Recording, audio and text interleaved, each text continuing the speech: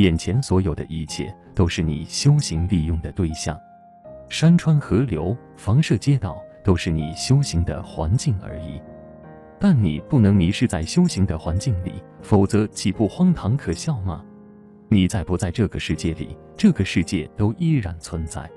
正所谓铁打的营盘流水的兵，它既是你修行的环境，或者说跳板，也是吞噬你的黑洞。